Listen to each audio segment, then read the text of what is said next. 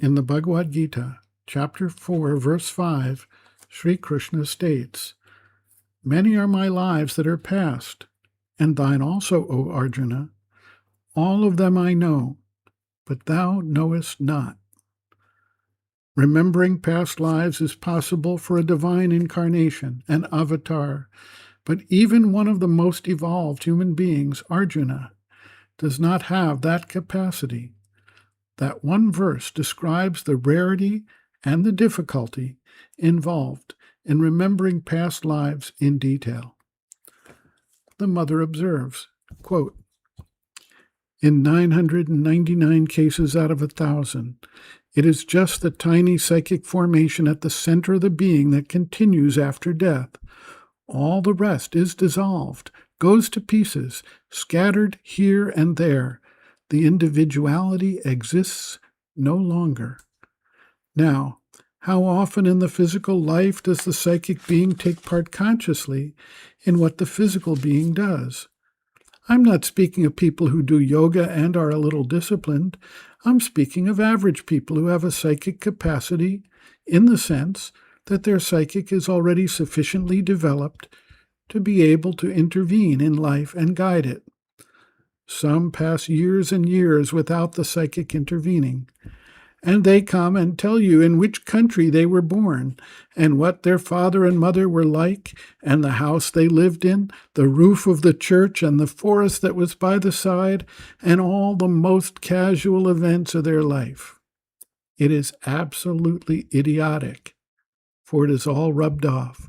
These things don't exist any longer, whilst the memory that one may still have is that of the particular moment in life when there is a special circumstance, vital moment, so to say, in which the psychic suddenly takes part through an inner call or an absolute necessity.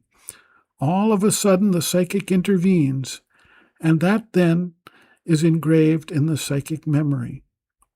When you have the psychic memory, you remember a set of circumstances at one moment of life, particularly of the inner emotion, of the consciousness that acted at that moment. And then that passes into the consciousness, along with some associations, with all that was around you. Perhaps a word spoken, a phrase heard, but what was most important was the state of the soul in which you were, for that indeed remains very clearly engraved. These are the landmarks of the psychic life, things that have left a deep impression and taken part in its formation. Hence, when you find your psychic being in you again constantly, continuously, clearly, it is things like these that you remember.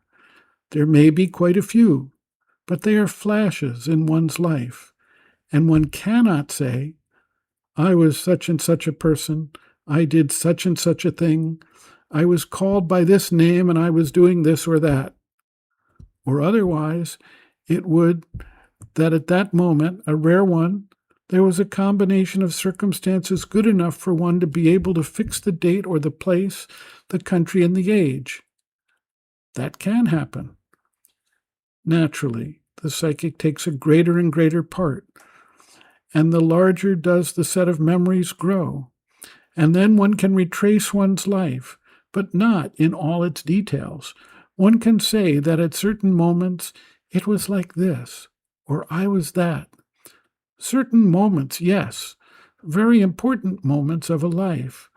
What's necessary is a being wholly identified with the psychic, one that has organized its whole existence around it, unified its whole being, all the tiniest details, all the elements, all the movements of the being around the psychic center, that has made of itself a single being, solely turned to the divine.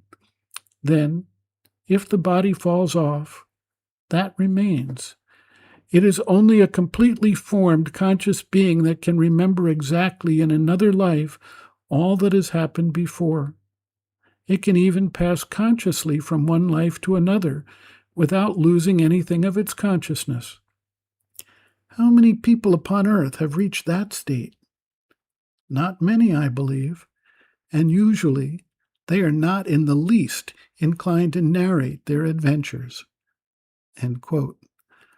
Reference: Sri Aurobindo and the Mother, The Psychic Being, Soul, Its Nature, Mission, and Evolution, Section 4, The Afterlife and Rebirth, pages 150 to 152.